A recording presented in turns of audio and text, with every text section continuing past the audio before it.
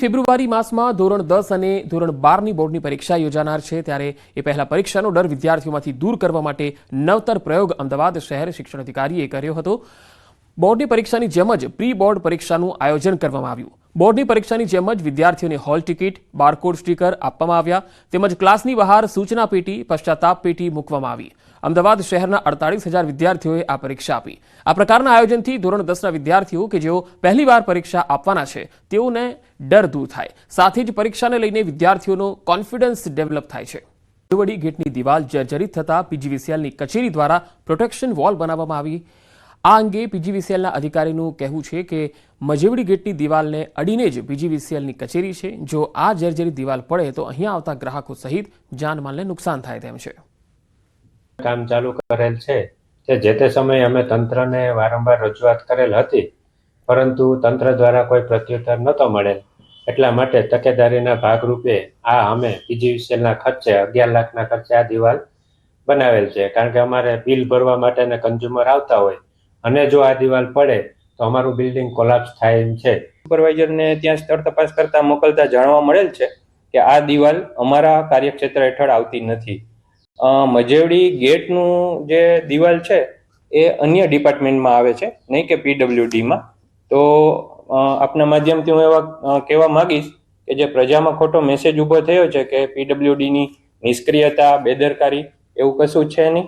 જુનાગઢના મજેવડી દરવાજામાં દિવાલમાં જે ફરી તિરાડ પડી છે એ અંગે જે તે વખતે પ્રવાસન વિભાગ દ્વારા કામ થયું ત્યારે પણ આ કામ નબળું થઈ રહ્યું છે ની વાત મેં મીડિયા સમક્ષ કરી હતી અને એ આજે પુરવાર થયું છે કે આ કામ નબળું થયું છે। પીજીવીસીએલ દ્વારા પ્રોટેક્શન વોલ બનાવી અને કોઈને નુકસાન ન થાય, પ્રજાના જાનમાલને નુકસાન ન થાય એ પ્રકારનો એક પ્રયાસ છે, ખૂબ આવકારદાયક છે। સેગવાથી વાંસિયા ગામને જોડતા આંતરિક માર્ગ પર આવેલા કોઝવે પરથી વાહન ચાલકો જોખમી રીતે પસાર થવા મજબૂર બન્યા। કોતરો પરના કોઝવેમાં ચોમાસામાં ગાબડા પડતા સમારકામ યોગ્ય રીતે ન થતા વાહન ચાલકોને હાલાકી પડી, તો વાહન ચાલકો માટે કોઝવેની બંને તરફ આડાસ સ્પીડ બ્રેકર કે સૂચિત બોર્ડ પણ નથી મુકાયા। સેગવા અને વાંસિયાને જોડતા કોઝવે બોધેલી તળાવથી આવતો રસ્તો, તો રોડની આજુબાજુમાં જે સૂચિત બોર્ડો મૂકવા જોઈએ એ બોર્ડ પણ નથી અને આ જે સાઈડોના 2 રસ્તા પાકા બનાવી અને કોન્ટ્રાક્ટરો ગતા રહ્યા છે અને આ નાળાનું કામ કરેલ નથી।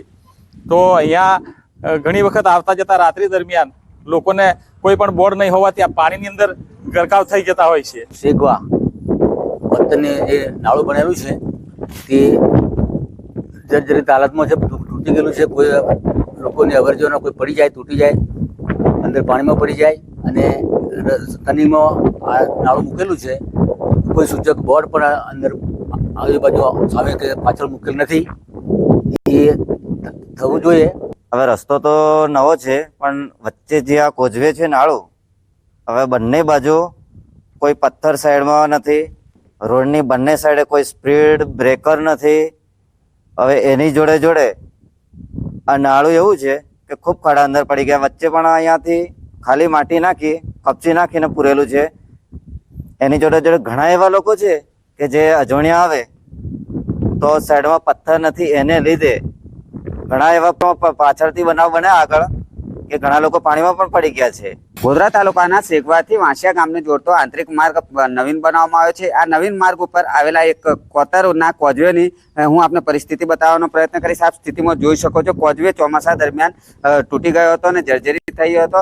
માત્ર થીગડા મારી અને દેખાડા પૂરતું સમારકામ કરવામાં આવ્યું છે। તેમ છતાં પણ જે બંને તરફની જે અવર જવરનો માર્ગ છે તેનું સમારકામ યોગ્ય રીતે નહીં કરવામાં આવતા બંધ છે, જેથી એક જ તરફથી હાલ વાહન ચાલકો અવર જવર કરી રહ્યા છે।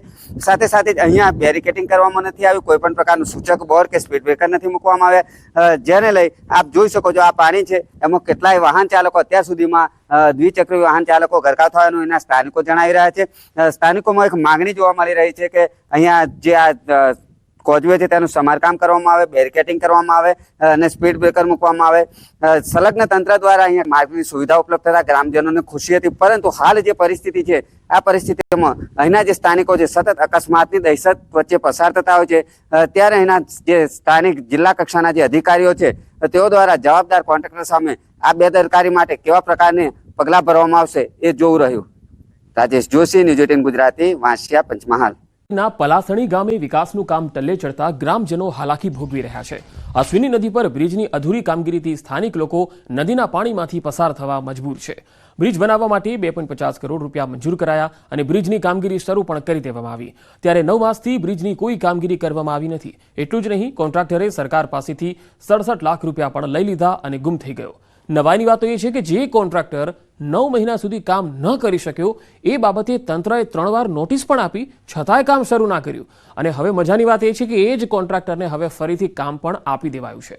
કોન્ટ્રાક્ટરને જ્યારે આ અંગે સવાલ કરવામાં આવ્યો એટલે એને ગોળ ગોળ જવાબો આપ્યા. સ્થાનિક લોકો કહે છે કે અમારે આરોગ્ય કેન્દ્ર પર જવું હોય તો આ નદીના પાણી વચ્ચેથી પસાર થવું પડે છે. આથી તાત્કાલિક બ્રિજની કામગીરી પૂરી કરવામાં આવે તેવી માંગ છે. મારે ગામ में બહુ તકલીફ પડે છે. અમારે ખેતરમાં જવાનું, 2-3 વખત ખેતર જવાનું. અમે કેટલું એ કરી બેઠીને જઈએ. તારે પૂરો દૂરો છે ને ગોવારોનું નામ દે, એ નહીં કરતા પણ ગોવારોનું નામ દેશે. ગામને બદનામ કરે છે પછી. તારે અધૂરો મૂક્યો છે. આવે મંજૂર થયા પછી 1 વર્ષનો ટાઈમ થઈ ગયો. અમને તો એવી આશા હતી કે મંજૂર થઈ ગયો એટલે અમે ગામ લોકો બધા ખુશખુશાલ હતા કે ચાલો આપણા ગામનો બ્રિજ બની જશે અને આપણે પલાસણી PHC સુધી કોઈ પણ તકલીફ વગર આપણે પહોંચી જશું. પણ અમારા સામે કિનારે એક PHC આવેલું છે, ત્યાં જવા માટે અમારે મહિલાઓને કંઈ બી ડિલિવરીનું હોય આ કંઈ હોય તો અમે એવું માનતા હતા કે આપણો બ્રિજ બની ગયા પછી બહુ સહેલું થઈ જશે. પણ આજે 1 વર્ષ થઈ ગયો છતાં બ્રિજ અધૂરો મૂકીને કોઈ કોન્ટ્રાક્ટર જતા રહ્યા છે. ટૂંકા ગાળાની અંદર એક હોસ્પિટલ આવેલું છે, સરકારી આરોગ્ય કેન્દ્ર, અને એ આરોગ્ય કેન્દ્રની અંદર ગામના લોકો એની સુવિધાઓ લેતા હોય છે. પણ હાલ આપ જોઈ શકીએ છીએ કે એ કામ અધૂરું છે અને જે તે કોન્ટ્રાક્ટર 1 વર્ષ પહેલા આ કામને અધૂરું મૂકીને જતો રહ્યો છે.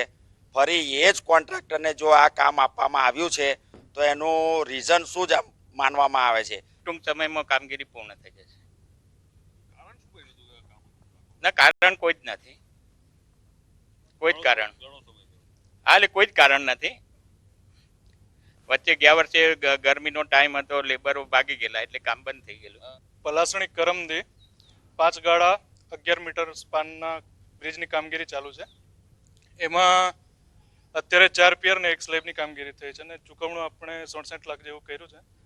કામગીરી વચ્ચે બંધ હતી, 3 નોટિસ એટલી પાઠવવામાં આવેલી છે અને અત્યારે એજન્સી જોડે સ્થળ વિઝિટ કરી છે અને કામગીરી ટૂંક સમયમાં ચાલુ કરી. આવનારું ભવિષ્ય કહીએ છીએ એ જ બાળકોને અભ્યાસ કરવા માટે યોગ્ય જગ્યા નથી મળી રહી.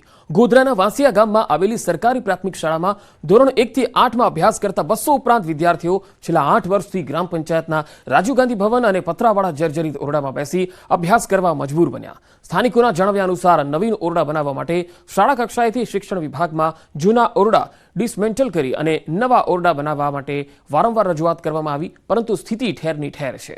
ચોમાસામાં જર્જરિત પતરાવાળા ઓરડામાં પાણી ટપકતા શિક્ષણ કાર્યને અસર થાય છે. વહેલી તકે જર્જરિત ઓરડા ડિસમેન્ટલ કરી અને તમામ ઓરડા નવીન બનાવવા માટે વાલીઓની ઉગ્ર માંગ છે. વાંસિયા પ્રાથમિક શાળા 1 થી 8 ધોરણ અને એમાં અમારા જે સ્કૂલના જે ઓરડાઓ છે એ ઓરડાઓ જર્જરિત અને પતરોવાળા હોય. અમે ઘણા સમયથી રજૂઆતો કરી અને ફાઇલો જાય છે તાલુકા જિલ્લામાં અને પછી ડિસમેન્ટલના ઓર્ડરો નથી મળતા અને આજ સુધી કંઈ પણ કામગીરી થયેલ નથી. હું ભણ્યો છું, મારા બાળકો ભણ્યા છે, સરકારને રજૂઆત કરી છે, છતાં પણ હજુ સુધી અહીંયા કોઈ પણ સ્થળ ઉપર રજૂ થયું નથી.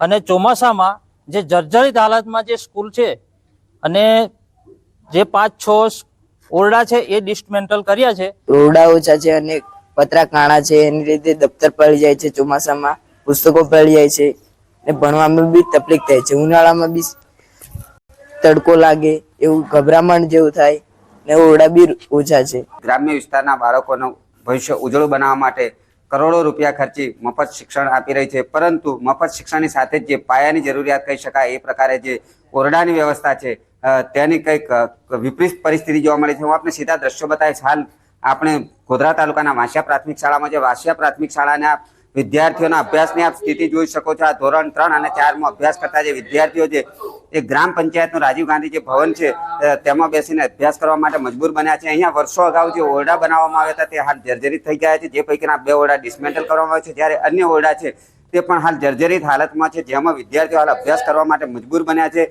વહેલી તકે અહીં નવી ઓરડા બનાવવામાં આવે અહીંના સ્થાનિકો માંગણી કરી રહ્યા છે. રાજેશ જોશી, ન્યૂઝ 18 ગુજરાતી. ઇનરેકા સંસ્થામાં 41મો વાર્ષિક મહોત્સવ ઉજવાયો હતો, જેમાં રાજ્યના આદિજાતિ અને શિક્ષણ મંત્રી કુબેર ડિંડોર ઉપરાંત સાંસદ મનસુખ વસાવા ઉપસ્થિત રહ્યા. આ તરફ કુબેર ડિંડોરે નામ લીધા વિના જ કટાક્ષ કર્યો. તેમણે કહ્યું, કોંગ્રેસના શાસનમાં ભણ્યા એટલે પાછળ છો, હાલના ભાજપના શાસનમાં ભણે છે એટલે આગળ વધી રહ્યા છો, એવું પણ કહ્યું. એટલું જ નહીં, હાથમાં કલમ અને ગળામાં ટેથોસ્કોપ વાળું નવું ગીત લાવો, એવું પણ તેમણે કહ્યું. આ તરફ મનસુખ વસાવાએ પણ અલગ ભીલ પ્રદેશની માંગ પર કહ્યું કે જે લોકો માંગ કરે છે એ ખોટી માંગ છે. વડોદરાના હરણી લેક ઝોન દુર્ઘટનાને આજે 1 વર્ષ પૂરું થયું. જો કે ન્યૂ સનરાઈઝ સ્કૂલના સંચાલકોએ શાળા ચાલુ રાખતા હોબાળો થયો. શાળા સંચાલકોએ શાળા બંધ રાખી શ્રદ્ધાંજલિ અર્પણ કરવાને બદલે શાળા ચાલુ રાખી હતી. શાળાના ગેટ બહાર પોસ્ટર લગાવી શ્રદ્ધાંજલિનો દોડ કરતા વાલીઓ અકળાયા હતા. વાલીઓએ શ્રદ્ધાંજલિનું બેનર ઉતારી લીધું. અકળાયેલા વાલીઓએ બેનર ફાડી પોતાનો રોષ વ્યક્ત કર્યો. નેતા દીપિકા પટેલ આપઘાત કેસમાં હવે તપાસ ચાલી રહી છે. દીપિકાનો મોબાઈલ FSLમાં મોકલ્યો હતો. FSL અને મોબાઈલ ડેટા રિપોર્ટ હવે સામે આવી ગયા છે. તમામ રિપોર્ટ પોલીસને સોંપી દેવાયા છે. મોબાઈલમાંથી દીપિકા અને ચિરાગના હજારો ફોટા મળ્યા છે. ચિરાગનું નિવેદન અને મોબાઈલ ડેટા વિરોધાભાસ છે. આપઘાત પછી ચિરાગે પોલીસ સમક્ષ કહ્યું હતું કે દીપિકા મારી બહેન હતી, મને રાખડી પણ બાંધતી હતી. અલથાણ પોલીસે રિપોર્ટના આધારે હવે આગળની તપાસ શરૂ કરી છે. વડોદરામાં નર્સ સાથે દુષ્કર્મ કેસમાં તપાસ ચાલી રહી છે, જેમાં આરોપી અશરફ ચાવડાની ધરપકડ કરાઈ છે અને ત્યારબાદ હવે પુરાવા એકત્ર કરવાની કામગીરી ચાલી રહી છે. હોસ્પિટલ તંત્રની પણ અહીંયા ઘોર બેદરકારી છતી થઈ. હોસ્પિટલમાં લાગેલા CCTV 3 મહિનાથી બંધ હાલતમાં છે. ગંભીર ગુનામાં પુરાવા તરીકે કોઈ ફૂટેજ નથી મળ્યા. હોસ્પિટલના કેમેરા બંધ છે, છતાંય સંચાલક ડોક્ટર સામે કોઈ જ કાર્યવાહી નહીં. પીડિતાએ પોલીસને આપવીતી જણાવી. દુષ્કર્મના વિધર્મી આરોપીની નફટાઈ સામે આવી. તેણે કહ્યું, મેં અગાઉ પણ ઘણી યુવતીઓ સાથે આવું કર્યું. અશરફે અન્ય કેટલી યુવતીઓની જિંદગી બગાડી તેની પણ તપાસ જરૂરી છે.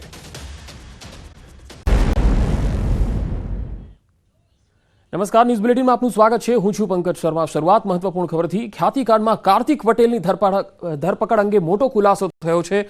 પત્નીની સારવાર માટે કાર્તિક દુબઈથી પરત આવ્યો છે. કાર્તિક તેની પત્ની સાથે દુબઈથી પરત આવ્યો હતો. પત્નીની બીમારીની સારવાર માટે અમદાવાદ આવ્યો. કાર્તિક પટેલને આજે ધરપકડ કરી લેવામાં આવશે.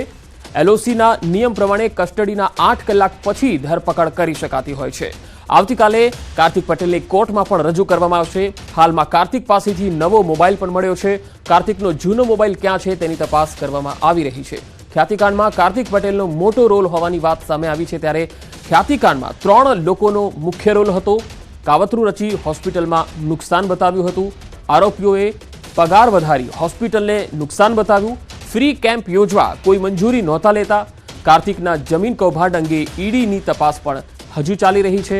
બેનામી સંપત્તિ અંગે ઈડી જે છે એ તેની સંપત્તિ પણ કબજે કરી રહી છે. હોસ્પિટલ શરૂ કરવા નકલી પેઢીની મદદ લેવામાં આવી. ક્રાઇમ બ્રાન્ચ કાર્તિક સામે વધુ કેટલીક ફરિયાદ પણ કરી શકે છે. હોસ્પિટલના પૂર્વ કર્મી, દર્દીના સગા અને ફાઇનાન્સ સાથે સંકળાયેલા લોકોના નિવેદનો પણ લેવાયા છે. કુલ 36 લોકોના 164 મુજબ નિવેદન લેવાયા છે.